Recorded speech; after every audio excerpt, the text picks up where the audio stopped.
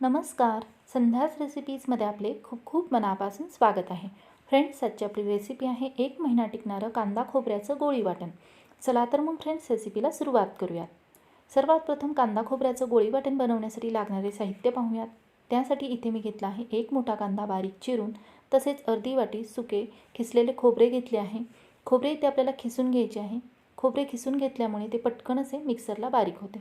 तसेच देठांसहित मूठभर बारीक चिरलेली कोथिंबीर घेतली आहे. ही कोथिंबीर मी धुवून कोरडी करून घेतली आहे. 2 चमचे भाजकी डाळ घेतली आहे. 25 ते 30 लसणाच्या सालासहित पाकळ्या घेतल्या आहेत. 2 इंच आल्याचे बारीक असे तुकडे कट करून घेतले आहेत. आले जे आहे ते एकदम आपल्याला बारीक असे कट करून घ्यायचे आहे. ते पटकन असे मिक्सरला बारीक होते. आता हे घेतलेले सर्व साहित्य इथे मी भाजून घेणार आहे. त्यासाठी इथे मी कढई गरम करण्यास ठेवली होती. कढई गरम झाली आहे. सुरुवातीला कढईमध्ये ॲड करत आहे बारीक चिरलेला सर्व कांदा. तर इथे मी 1 मिनिट गॅसच्या मीडियम फ्लेमवरती हा कांदा तेल न घालता कोरडाच भाजून घेणार आहे. अशा प्रकारे कांदा भाजल्यामुळे या कांद्यातील मॉइश्चर म्हणजेच पाण्याचा अंश जो आहे तो कमी होतो व कांदा जो आहे तो आपला कोरडा भाजला जातो. तर इथे पाहू शकता कांदा जो आहे तो आपला कोरडा भाजला जात आहे. इथे पाहू शकता 1 मिनिट कांदा भाजून घेतल्यानंतर कांद्यामधील पाण्याचा अंश जो आहे तो कमी झालेला आहे. 1 मिनिटांनंतर या कांद्यामध्ये ॲड करत आहे अर्धी पळी तेल. तेल ॲड केल्यानंतर यामध्ये ॲड करत आहे 1 चमचा मीठ. मीठ जे आहे ते प्रिझर्वेटिव्हचे काम करते, त्यामुळे आपली जी गोळी वाटण आहे ते 1 महिनाभर व्यवस्थित असे टिकते. तेल व मीठ ॲड केल्यानंतर आता हे व्यवस्थित असे या कांद्यामध्ये मिक्स करून इथे हा कांदा जो आहे तो मी परतवून घेत आहे. पाहू शकता 2 ते 3 मिनिटांमध्ये एकदम कुरकुरीत असा कांदा जो आहे तो आपला परतला गेला आहे. कमी तेलामध्ये कांदा भाजून घेतल्यामुळे तो एकदम कुरकुरीत असा भाजला गेला आहे. आता या भाजलेल्या कांद्यामध्ये ॲड करत आहे आले तसेच लसूण. लसूण व आलेही इथे मी कांद्याप्रमाणेच 1 मिनिटभर भाजून घेत आहे. अशा प्रकारे लसूण आले भाजून घेतल्यामुळे याचा कच्चेपणा जो आहे तो दूर होतो व यातील पाण्याचा अंशही कमी होतो. लसूण आले भाजून घेतल्यानंतर आता यामध्ये ॲड करत आहे घेतलेली भाजकी डाळ, तसेच अर्धी वाटी सुके खिसलेले खोबरे. तर आता ही भाजकी डाळ व खोबरे इथे मी भाजून घेत आहे. हे सर्व साहित्य भाजत असताना गॅसची फ्लेम जी आहे ती इथे मी मीडियम ठेवलेली आहे. खोबरे तसेच डाळ इथे लालसर रंगावरती खरपूस असे मी भाजून घेत आहे. डाळ व खोबरे जर व्यवस्थित असे भाजले गेले नाही तर ते तसेच कच्चे राहते. कच्चे राहिल्यामुळे वाटणाला कलर व्यवस्थित येत नाही. वाटण भाजीमध्ये ॲड केल्यानंतर भाजीची चव ही पूर्णपणे बिघडली जाते. तर इथे पाहू शकता खिसून घेतल्यामुळे खोबरे जे आहे ते पटकन असे भाजले गेले आहे. डाळही इथे लालसर रंगावरती परफेक्ट अशी खरपूस भाजली गेली आहे. सर्व साहित्य जे आहे ते लालसर रंगावरती खरपूस असे भाजून घेतले आहे. गॅसची फ्लेम इथे मी बंद केली आहे. भाजून घेतलेले सर्व साहित्य थंड होण्यासाठी एका ताटामध्ये काढून घेतले आहे. 10 मिनिटे पूर्णपणे हे सर्व साहित्य मी थंड करून घेणार आहे. हवं तर हे तुम्ही फॅनखालीही ठेवू शकता थंड होण्यासाठी. 10 मिनिटांनंतर इथे तुम्ही पाहू शकता भाजून घेतलेले सर्व साहित्य पूर्णपणे थंड झाले आहे. थंड झाल्यानंतर हे मस्त अशी कुरकुरीत तयार होते. आता हे सर्व साहित्य मी वाटून घेणार आहे. त्यासाठी मिक्सरच्या पॉटमध्ये ॲड केले आहे भाजून घेतलेले सर्व साहित्य.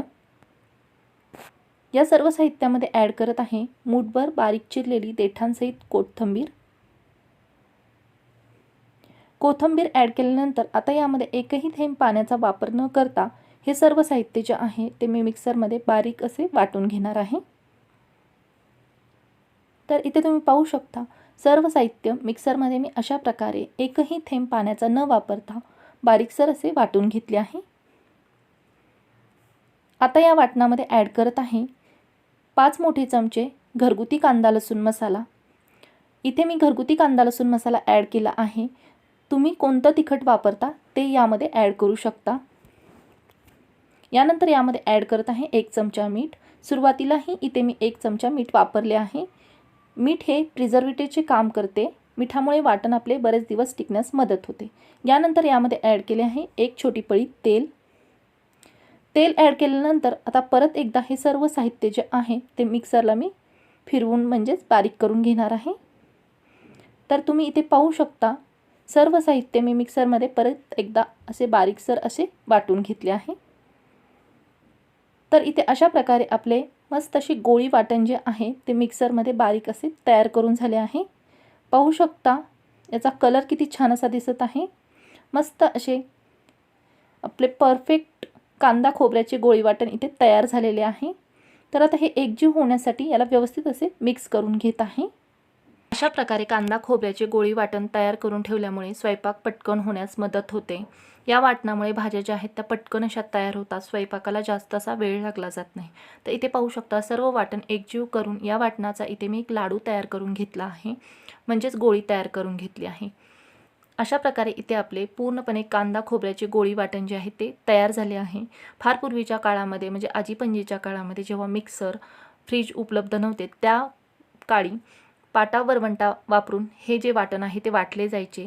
तसेच फ्रीजशिवाय हे वाटण टिकण्यासाठी हे किचनमध्ये म्हणजे स्वयंपाकघरामध्ये एका थंड ठिकाणी ठेवले जायचे व हे वाटण जे आहे ते भाज्या बनवण्यासाठी वापरले जायचे। तर इथे पाहू शकता मस्त असे परफेक्ट कांदा खोबऱ्याचे गोळी वाटण जे आहे ते बनवून तयार आहे। हे वाटण वापरून तुम्ही 150 पेक्षा जास्त सुक्या किंवा पातळ भाज्या पटकन अशा बनवू शकता।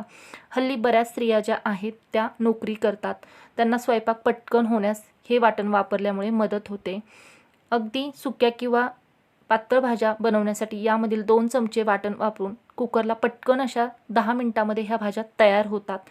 तर फ्रेंड्स अशा प्रकारे हे कांदा खोबऱ्याचे गोळी वाटण जे आहे ते फ्रीजमध्ये 1.5 महिना परफेक्ट असे टिकले जाते। फ्रीजशिवाय हे वाटण जे आहे ते 15 दिवस टिकले जाते। तर हे वाटण फ्रीजशिवाय टिकवण्यासाठी एक किचनमध्ये म्हणजे स्वयंपाकघरामध्ये एखाद्या थंड ठिकाणी ठेवून द्यायचे। तर फ्रेंड्स ही रेसिपी जर तुम्हाला आवडली असेल तर नक्कीच लाईक, शेअर, सबस्क्राईब करा, तसेच कमेंट करून मला जरूर कळवा। या रेसिपीसाठी लागणाऱ्या सर्व साहित्यांची यादी डिस्क्रिप्शन बॉक्समध्ये